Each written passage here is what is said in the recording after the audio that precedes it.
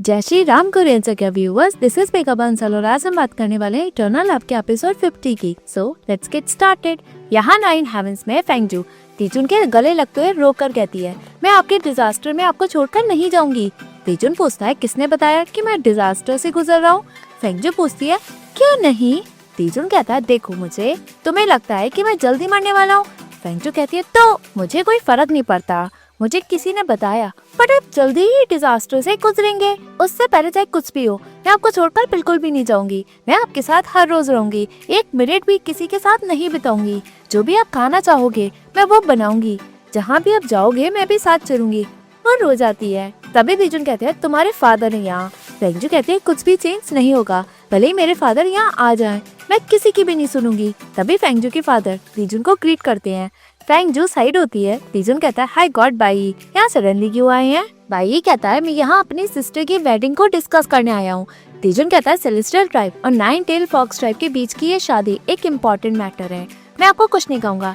तीजुन के जाने के बाद फेंगजू कहती है, फादर। बाई कहता है, तुम्हें पता है कि तुम्हारे फादर अभी भी है? फेंगजू नील करके कहती है, फादर चाहे आप इस बार मुझे कितना भी मारे, मुझे यहाँ 9 हेवंस में तीजुन के लिए रुकना ही होगा। भाई कहता है, तुम अब तक उस पर गिव अप नहीं कर पाई हो? फेंगजू मना करके रोती है। यहाँ गोल्डन माउंटेन में सभी पहुँचते हैं। जियान कहता है, तुम वो टाइम सोच रही हो जब मैं तुम्हें यहाँ लाया था? बाइशन एग्री करके कहती है, उन 20,000 ईयर्स में जब मैं ट्रेनिंग ले रही थी तब मैंने अपने प्रोफाइल को कम बताया था। अब सिर्फ 70,000 ईयर्स ही पीते हैं और अब हमें हाई प्रोफाइल रखना होगा। बाइजन कहता है, ये तो बस ऐसे ही है, जब उन सभी को पता चलेगा कि हाई गॉड मोयुआन वापस लौट आए हैं, वो एकदम से आकर उनको वर्शिप करने लग जाएंगे। जियान कहता है, कुनलुन माउंटेन ड्रैगन की हड्डियों से बना है, शायद उन्हें पता लग गया होगा कि मोयुआन जल्दी वापस लौटने वाले हैं। सो वो सभी डिवाइन एनर्जी के साथ उनका वेलकम करने वाले हैं और इसलिए सभी छोटे डाइटीज यहाँ आने के लिए अट्रैक्ट भी हुए हैं। इसलिए उनके एंजॉयमेंट में हम उन्हें बिना डिस्टर्ब के यहाँ से गायब हो जाना चाहिए। सभी वहाँ से चले जाते हैं। एक डाइटी पीछे मुड़कर मोयुआन को पहचान कर उन्हें आवाज लगाता है। सभी उन्हें वेलकम के लिए ग्रीट करते हैं। फाइनली मोयुआन का वेलकम सभी डिसिप्लिन ग्रीट करके करते हैं। मोयुआन कहता है, मैंने तुम सभी को वेट कराया। सभी उसकी वर्शिप करते हैं। दीफेंग बताता है, जीलान ने बताया कि कुनलुन माउंटेन में डिवाइन एनर्जी बहुत निकल रही है और बेल भी बहुत टाइम से बजी है। भले ही हमें पता नहीं था कि हुआ क्या, सभी डिसिप्लिन यहाँ भागे भागे आए। हमें पता ही नहीं था कि मास्टर कब वापस लौटेंगे, बट हमें ये जरूर पता था कि आप कुनलुन माउंटेन में जरूर आएंगे। ईस्टर्न सी में मुझे जो पता चला कि आपने मेरे ब्रदर की बॉडी को बोरो किया है ताकि आप अपने स्पिरिट को ठीक कर सके। भले ही उन्होंने एलिक्सियर ले भी लिया हो, मुझे तो लगा था कि कम से कम 3 महीने तो लगेंगे ही। तभी जीलान कहता है कि यहाँ हॉल में हमने आपके सेलेस्टियल ऑरे को एंट्रेंस गेट में पहचान ही लिया। हम सभी यहाँ जल्दी इकट्ठे हो गए, बट स्टिल हम टाइम से आपको वेलकम कर नहीं पाए जब आप माउंटेन में एंट्रेंस पे थे। मास्टर, आप 70,000 ईयर्स से दूर थे, फाइनली आप लौट आए। सभी वहाँ रोते हैं। मोयुआन कहता है, उठो सभी। सभी अंदर जाते हैं और मोयुआन को ग्रीट करते हैं। तभी जीलान कहता है, मास्टर मुझे आपको एक बात बतानी है। जब से आप यहाँ से गए हैं 17 यानी सीएन भी बिना किसी रीजन के गायब हो गई है। हम उसे इतने सालों से ढूंढ रहे थे, हमें उसकी खबर अब तक नहीं मिली। मुझे तो लगता है कि उसके साथ कहीं कुछ ज्यादा गलत ना हो गया हो। तभी पीछे बाइशन कहती है, कुछ भी गलत नहीं हुआ। वो ग्रीट करके कहती है, सीनियर मैं सीनियर हूँ। सभी वहाँ शॉक होते हैं। बाइशन कहती है, मास्टर मैं ही थी जिसने सभी सीनियर को बेहोश किया और रातों रात मैं आपकी बॉडी को कुनलुन माउंटेन से गायब करके ले गई। मुझे ये बात आपसे छुपानी नहीं चाहिए, बट सीनियर 16 जीलान ने भी अभी बताया, वो बस मेरा कवर अप कर रहे थे। जीलान पाइशान को देखकर कहता है, सीनियर ने कहा था कि तुम अपना हुलिया बदल कर कहीं चुपके से रहने लग गई होगी।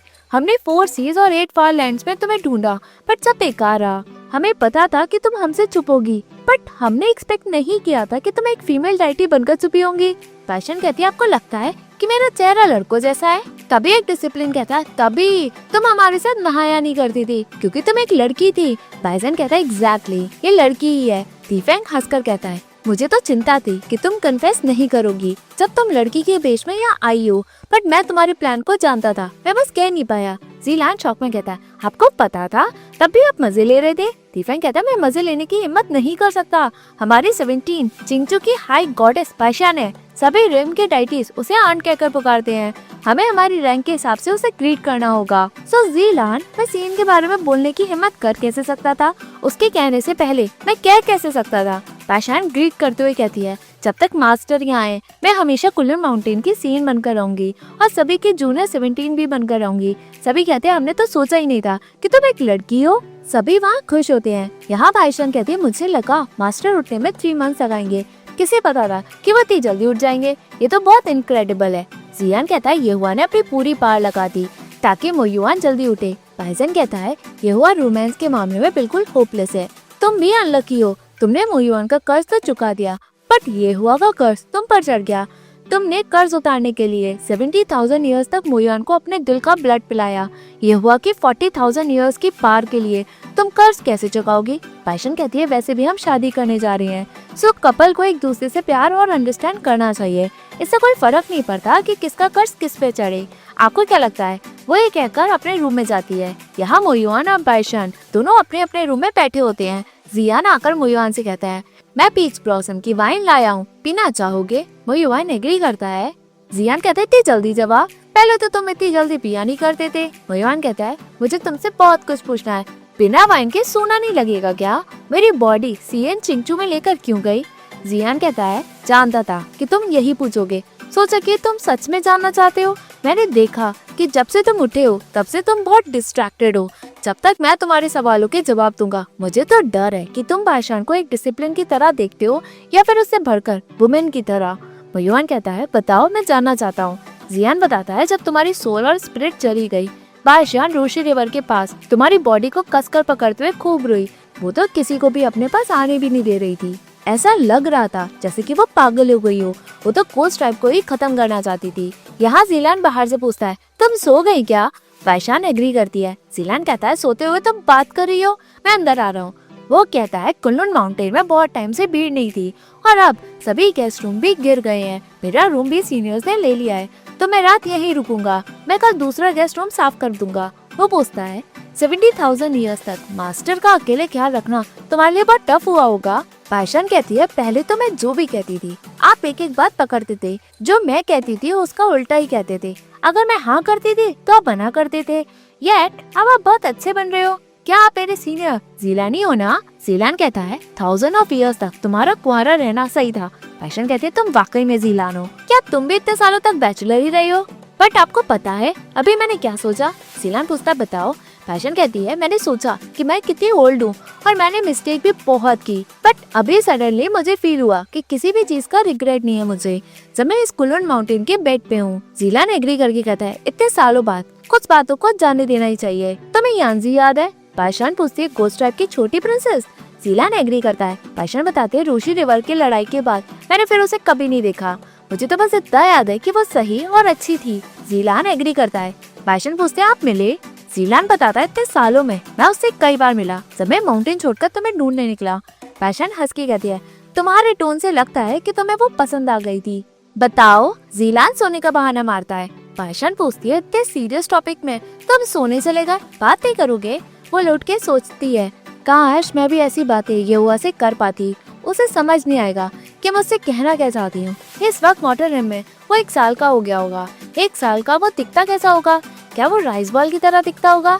यहाँ जियान बताता है उसने अपने दिल से ब्लड निकालकर तुम्हें पिलाया, उसने ये सब तुम्हें बचाने के लिए किया, बट उसे पता ही नहीं था कि तुम लौटने कब वाले हो। वो तो तुम्हारी बॉडी को प्रिजर्व कर रही थी, उसने तुम्हारी स्पिरिटलेस बॉडी को प्रिजर्व करने के लिए चिंचू में नाइल टेल फॉक्स का ब्लड यूज किया। यहाँ 9 हेवंस में तीजुन सोता है, तभी फेंगजू सामने आती है। तीजुन पूछता है किसने तुम्हें जख्मी किया। फेंगजू बताते मेरे फादर ने कहा कि मैं मोटर में आपकी वाइफ बन चुकी हूँ, इसलिए उन्होंने मुझे खूब मारा। आपसे मिलने के लिए मैं वहाँ से भाग आई, लेकिन बाद में मैं अच्छी बच्ची बनकर उनके पास वापस चली जाऊंगी और मैं उन्हें फिर से मारने का मौका दूंगी। तीजुन जख्म देखकर कहता है जख्म तो वाकई में रियल लग रहा है, तुमने तो मुझे बेवकूफी बना दिया, तुम्हारे पास और अच्छा नाटक करने को नहीं था क्या। तुम्हें दर्द होना चाहिए था जब मैं तुम्हारे जख्मों को छू रहा था, या तुम्हें कहना चाहिए था कि दर्द हो रहा है। फेंगजू एकदम से ड्रामा करने लगती है। तीजुन कहता है ऐसा करो कि मुझसे बिलीव हो। फेंगजू कहती है मुझसे गलती हो गई, ये नकली जख्म है। तीजुन पूछता है ये सब करने को तुम्हें किसने सिखाया। फेंगजू कहती है चेंगू ने बताया। तीजुन कहता है थर्ड प्रिंस की गर्लफ्रेंड को कुछ नया नहीं आता, आता है तो बस लोगों को उल्लू बनाना। फेंगजू कहती है मैंने ही उससे हेल्प मांगी थी और आप उसे ब्लेम करें, उनका नाम खराब ना करें। तीजुन कहता है लिटिल फॉक्स मैंने तुम्हें मोटर रिम में पहले ही कहा था जिसे तुम्हें तोड़ना है तुम अगर उसे नहीं तोड़ोगी तो तुम खुद को और दूसरों को हार्म करोगी। क्या तुम अब तक नहीं समझी? जो तुम्हारा कर्ज था, जो मैंने तुम्हारी लाइफ बचाई थी, वो कब का सेटल हो गया है। तो फिर आज टाइजन पैलेस में दोबारा तुम करने ही आई हो। फेंगजू बताती है वो इसलिए क्योंकि आप अपने डिजास्टर से गुजर रहे हैं। सो मेरी विश है कि मैं आपके पास रुकूं। तीजन पूछता है किसने बताया कि मैं अपने डिजास्टर से गुजर रहा हूँ? फेंगजू कहती है मैं बता नहीं सकती। तीजन पूछता है क्या तुम जानती हो कि मैं तुमसे कितना बड़ा हूँ? मैं तब से ऐसा दिख रहा हूँ जब तुम्हारे फादर जन्मे भी नहीं थे। 100,000 of years ऐसे ही बीत गए। बहुत सारे लोग मरे और बहुत सारे वर्ल्ड में चेंजेस भी आए। मैंने एक को भी नहीं देखा और ना ही तुमने देखा कि मेरे हाथ खून से रंगे हैं और मैं मारते हुए आउट ऑफ कंट्रोल भी हो जाता हूँ। तो तुम किससे प्यार करती हो? जो आदमी तुम्हारे से पहले था। फेंगजू एग्री करती है। तीजन कहता है जो तुम्हारे सामने खड़ा है वो रियल मैं नहीं हूँ, और जो टाइजन पैलेस में तुम्हें टीज करता था वो भी मैं नहीं हूँ। जिस आदमी को तुमसे मॉर्टल में प्यार हुआ मैं वो भी नहीं था। जो आदमी अभी तुम्हारे सामने खड़ा है वो पुराना हेवेंस और अर्थ का गॉड ही नहीं, बल्कि उसे दुनियादारी से कोई भी फर्क नहीं पड़ता। तुम चाहे कुछ भी करो, मेरे लिए सब बच्चों का खेल के समान है। मैं लॉर्ड शाओयांग ऑफ डोंगहुआ जी मैनर हूँ। फेंगजू कहती है मैं। तीजन कहता है कुछ नहीं, जाओ अभी। यहाँ चेंगयू कहती है तुम लॉर्ड डोंगहुआ तीजन से ऐसी डर गई? फेंगजू एग्री करके कहती है उन्होंने मेरे नकली घाव को देख लिया था, मैं तो वहाँ रुक कैसे सकती थी? चेंगयू कहती है सिमिंग बताओ फेंगजू को कि दीजुन पे क्या क्या गुजरी है। सिमिंग बताता है जब हेवनली लॉर्ड बच्चे थे तब दीजुन ने अकेले ही वॉर लड़ी और 4 सीज के गॉड को भी अपने अंडर ले लिया। ये तो मैंने हिस्टोरिकल रिकॉर्ड से ही जाना है। चेंगयू कहती है दीजुन इतने बुरे हैं तभी वो आप अपने डिजास्टर से गुजर रहे हैं। सिमिंग एकदम से पूछता है मतलब? चेंगयू बताती है तुम्हें नहीं पता, तुम तो हमेशा से उन्हें फॉलो करते हो। सिमिंग कहता है मुझे तो पक्का पता है कि वो अपने डिजास्टर से नहीं गुजर रहे। क्या तुम जानती हो कि वो कितना गहरा होगा? तीजन ने एक टाइम पे हेवेंस और अर्थ के गॉड हुआ करते थे। अगर वो अपने एंड पॉइंट पे होंगे तो 9 हेवेंस के साथ 4 सीज को भी इन्फॉर्मेशन मिल चुकी होती, तो हर जगह शांति कैसे है और बस तुम दोनों को ही पता है? फेंगजू शॉक पे पूछती है तो क्या वो अपने डिजास्टर से गुजरने नहीं वाले? सिमिंग एग्री करके कहता है मैं तो ये भी गारंटी दे सकता हूँ कि दीजुन अभी 100,000 of years तक और जिएंगे। वो तो आपसे भी ज्यादा टाइम तक जिएंगे। हाँ बोलो नहीं कि वो इकलौते ऐसे गॉड है जो पत्थर से जन्मे हैं। वो तो टफ है, बट आपको बताया किसने कि वो डिजास्टर से गुजरने वाले हैं? फेंगजू चेंगयू का नाम लेती है। चेंगयू बताती है मैंने गलती से लॉर्ड ऑफ ट्रेजर और दीजुन की बात सुन ली थी, मुझे लगा कि वो दीजुन के लिए था। सिमिंग कहता तभी प्रिंसेस डरते हुए यहाँ तक आई, आपने मुझसे क्यों नहीं पूछा? मैं तो वो हूँ जो उनके पास सबसे ज्यादा टाइम तक रहा हूँ। फेंगजू मन में सोचती है अगर दीजुन अपने डिजास्टर से गुजरने नहीं वाले तो आज जो मैंने किया वो तो बेशर्मों वाला काम है। अगर फादर को पता चलेगा वो तो मुझे मेरे मरने तक मुझे मारेंगे। यहाँ दीजुन से भाई आकर कहता है कि आपके पास टाइम है मुझसे बात करने के लिए मेरी नालायक बेटी फेंगजू के बारे में। दीजुन उसे बैठने को कहता है और पूछता है आप क्या बात करना चाहते हैं? भाई कहता है मैं कुछ नहीं छुपाऊंगा, आप एक बार मेरी बेटी के हस्बैंड वाटर रेम में रह चुके हैं, क्या आप उससे शादी करके उसका सपना पूरा कर पाएंगे? वैसे मैंने उसे आपको फॉलो करने के लिए डांटा, बट उसने फिर भी चिंचू को एम्बैरेस किया। एक फादर होने के नाते मैं आपसे कह सकता हूँ कि वो आपके लिए बहुत डिवोटेड है। सो मैं अपनी बेटी के लिए आपसे शादी की बात करने आया हूँ। आई होप आप इस शादी को कंसिडर करेंगे। दीजुन कहता है आप बहुत सिंसियर हैं तो मैं सच कहूँगा आपकी बेटी और हम एक कभी नहीं हो सकते। बाद में दीजुन पाई को ड्रॉप करता है। फेंगजू पीछे से सब देखती है। दीजुन कहता है आगे आओ, तुम यह बेवकूफी वाला प्लान कब तक बनाती रहोगी? फेंगजू बताती है मैं गलती से किसी के बहकावे में आ गई थी, ये सोचकर कि आप ज्यादा टाइम तक जी नहीं पाएंगे, सो मैं आपके एंड तक को आपको सपोर्ट करने के लिए आ गई। दीजुन कहता है अगर मेरे पास ज्यादा टाइम जीने का नहीं है तो तुम होती कौन हो जो मुझे कंपनी दो? फेंगजू कहती है मॉडर्न में हम। दीजुन कहता है उसका कोई मतलब नहीं था। फेंगजू कहती है उसका सब मतलब है, आप एक टाइम पे मेरे हस्बैंड थे। दीजुन कहता है वो तुम थी। फेंगजू मुझे तुम्हें कितनी बार बताना होगा कि जो भी हमारे बीच मॉडर्न में हुआ वो और कुछ भी नहीं हेवनली ट्रायल था, अपने होप और मत बढ़ाओ तुम, हम एक नहीं हो सकते। फेंगजू दुखी मन से कहती है इम्पॉसिबल। दीजुन आप मेरे लिए कुछ भी फील नहीं करते तो आप वही हट में क्यों जाते हैं? आप मुझे अभी तक भूले ही नहीं है, अगर आप भूल नहीं पा रहे हैं तो हमें एक चांस देते क्यों नहीं मॉडर्न रेम में? तभी दीजुन कहता है बस करो। फेंगजू आगे बढ़कर दीजुन को किस करती है और पूछती है आप मेरे लिए इतने क्रूअल क्यों हैं? दीजुन कहता है मैं सभी को ऐसे ही ट्रीट करता हूँ। फेंगजू कहती है ऐसा हो नहीं सकता, कोई तो रीजन होगा, आप तो मुझे बता ही सकते हो। दीजुन कहता है तुम्हें पता है कि तुम्हारे फादर मुझसे मिलने क्यों आए थे? उन्होंने मुझसे भीख मांगी तुमसे शादी करने के लिए। फेंगजू कहती है मेरे फादर ने भीख मांगी? मेरी आपसे शादी करने के लिए? तीजुन एग्री करता है। फेंगजू कहते हैं क्या आप तब भी मुझसे शादी नहीं करना चाहोगे, भले ही मेरे फादर ने आपसे भीख मांगी हो? तीजुन एग्री करता है। फेंगजू दुखी मन से कहते हैं गलती तो सारी मेरी ही है, मेरे फादर ने कभी भी किसी से भीख नहीं मांगी, एक बार भी नहीं। मुझे ऐसा करना नहीं चाहिए था, मुझे चिंचू को एम्बैरस नहीं करना चाहिए था, मैंने चिंचू को और शर्मिंदा कर दिया। वो रोते हुए कहती है मुझे आपके पीछे पड़ना ही नहीं चाहिए था। वो रोते हुए भाग कर जाती है। तीजुन कुछ कह नहीं पाता। यहाँ भाई ये फेंगजू से पूछता है क्या अब तुम्हें शर्म आ रही है? फेंगजू रोती है। भाई कहता है चलो यहाँ से। यहाँ तीजुन अकेले ही गेम खेलता है, तभी वहाँ सीमिंग आता है। तीजुन पूछता है तुम मुझे ऐसे क्यों देख रहे हो? सीमिंग कहता है प्रिंसेस आज सुबह ही चली गई, क्या आप कुछ पूछना नहीं चाहते? तीजुन कहता है जो कहना है कहो, वरना चुप रहो। सीमिंग ग्रीट करते हुए कहता है आप अर्थ और हेवन के गॉड थे। जब 4 सीज में शांति हुई तब आपने थ्रोन को हेवनली लॉर्ड को दे दिया, बाद में आज के हेवनली लॉर्ड को भी दिया। तीजुन कहता है पॉइंट पे आओ। सीमिंग कहता है मुझे लगा प्रिंसेस आपको फॉलो करते हुए यहाँ आपके कर्ज को उतारने यहाँ सेलेस्टियल पैलेस में आई और वो खुद अपनी मर्जी से मॉर्टल रिम में आपकी वाइफ भी बनी। क्या उतना काफी नहीं है आपको जीतने के लिए? जैसा मैं देख पा रहा हूँ मुझे उनके लिए बहुत बुरा लगता है। तीजुन पूछता है क्या तुमने बुक ऑफ डेस्टिनी में कपल को अलग किया है? सीमिंग एग्री करता है। तीजुन कहता है तो बुक में अगर क्लियरली लिखा है कि वो दो लोग एक नहीं हो सकते, क्या उनके पास फिर भी चांस होता है? सीमिंग कहता है पॉसिबल, लेकिन अगर मैं चेंज कर दूं तो हो सकता है। तीजुन कहता है अगर रॉक ऑफ 3 इनकारनेशन में लिख गया है कि वो दोनों एक नहीं हो सकते तो क्या? सीमिंग पूछता है रॉक ऑफ 3 इनकारनेशन? तीजुन दुखी मन से जाता है।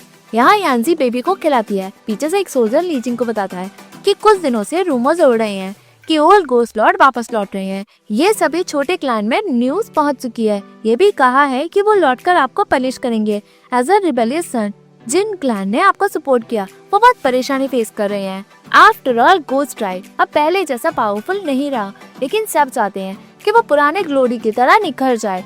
अगर हम और सोल्यूशन लेकर नहीं आए तो हम परेशानी में पड़ जाएंगे। जितने भी जनरल्स थे जो लॉयल थे उन्हें हाई गॉडेस पायशा ने खत्म ही कर दिया। बचे हुए पुराने गोस्ट लॉर्ड के लॉयल में से हैं।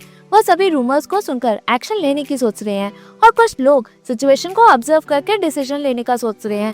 जब हम यहाँ आ रहे थे हम कुछ लोगों से भी मिलना चाहते थे, कोई भी हमसे मिलने नहीं आया, हम बस अकेले यहाँ पाए हैं। लीजिंग कहता है अगर हम इस ट्राइब की पुरानी ग्लोरी को रिस्टोर करते हैं तो मैं इस थ्रोन पे गिव अप करता हूँ, बट हम फादर के लौटने तक का वेट नहीं करेंगे। फादर के पुराने गर्म मिजाज को देखकर मुझे लगता है कि वो लोगों की परवाह बिल्कुल भी नहीं करते हैं। वो जैसे ही बैल से निकलेंगे वो खुद का बदला जरूर लेंगे। जो भी उन्होंने पिछले 70,000 ईयर से जेल आए वो पूरे वर्ल्ड को नीचे जरूर गिराएंगे। सोल्जर कहता है हम भी यही सोचते हैं, इसलिए हम ओल्ड गोस्ट लॉर्ड को सपोर्ट बिल्कुल भी नहीं करते। हम दोनों आपको अपनी डेथ तक फॉलो करेंगे। लीजिंग कहता है किसे पता था कि एंड तक बस तुम दोनों ही मुझे फॉलो करोगे, बट मुझे ये खतरनाक प्लान करना होगा जिससे गोस्ट रिम के साथ वर्ल्ड भी प्रोटेक्ट हो सके। सभी ट्रस्टेड सोल्जर को यहाँ ट्रांसफर करो ताकि वो यहाँ ग्रैंड स्विमिंग पैलेस को प्रोटेक्ट कर सके। सोल्जर्स एग्री करके जाते हैं। तभी यांजी कहते ब्रदर, लीजिंग कहता है मैं लायक नहीं हूँ क्या? यांजी मना करके कहती है गोस्ट ट्राइब 70,000 ईयर्स से लड़ाई से पहले अपने प्राइम दौर में था। सभी लोग उसी दिन को मिस करते हैं और विश करते हैं कि गोस्ट ट्राइब अपने पुराने वक्त में लौट जाए। सो इसलिए वो सभी आपको ब्लेम कर रहे हैं, बट सभी वेल्थ और मिलिट्री पावर गोस्ट ट्राइब ने उसी बैटल में यूज कर ली। आप ही ने गोस्ट ट्राइब को संभाला और धीरे धीरे उसे रिस्टोर भी किया जैसा वो आज दिख रहा है। अगर कोई और गोस्ट लॉर्ड होता जो भी आपने किया वो वैसा बेटर बिल्कुल भी नहीं कर पाता। आप जो भी चाहते हैं मैं आपकी हेल्प करने को तैयार हूँ। लीजिंग कहता है मुझे सबसे पहले सेलेस्टियल पैलेस में क्राउन प्रिंस से मिलना होगा। यांजी पूछते क्राउन प्रिंस ये हुआ? लीजिंग एग्री करता है। लीजिंग 9 हेवंस में शिवू पैलेस में जाता है। वहाँ ये हुआ का बॉडीगार्ड तियांशु से ग्रीट कर रहा है। लीजिंग कहता है मुझे क्राउन प्रिंस से मिलना है। तियांशु बताता है वो सेलेस्टियल पैलेस में 2 महीने के लिए नहीं है। लीजिंग पूछता है क्या तुम्हें पता है कि वो कहाँ गए हैं? तियांशु कहता है मुझे माफ करिए, मुझे अलाउ नहीं है कि मैं आपको इन्फॉर्मेशन दूं। लीजिंग पूछता है क्या यहाँ कोई खुशी वाला ओकेजन है? तियांशु एग्री करके बताता है हेवनली लॉर्ड ने फॉक्स किंग को यहाँ बुलाया है। कुछ महीने में गोस्ट लॉर्ड को वेडिंग इनविटेशन शिवो पैलेस से आएगा। लीजिंग कहता है क्या आप अय्यन और क्राउन प्रिंस की बात कर रहे हैं? आई मीन हाई गॉडेस पायशान की। तियांशु एग्री करता है। लीजिंग कहता है तो मैं एडवांस में उन्हें कंग्रेचुलेट करता हूँ, मैं चलता हूँ। यहाँ कुलन माउंटेन में बायशान मोयुआन को टी सर्व करते हुए कहती है मास्टर आप थक गए होंगे इसलिए मैंने ये बनाई है। मोयुआन टी पीता है। यहाँ सभी डिसिप्लिन बात करते हैं। 10 दिन हो गए हैं तो क्यों इतने लोग मिलने आ रहे हैं? एक और कहता है मास्टर के लौटने की न्यूज उन्हें मिली कैसे? क्या सभी लोगों की स्पिरिचुअल पावर को पता चल गया कि ancient God of war Mo Yuan वापस लौट आए हैं? तभी जीलान कहता है क्या कहा?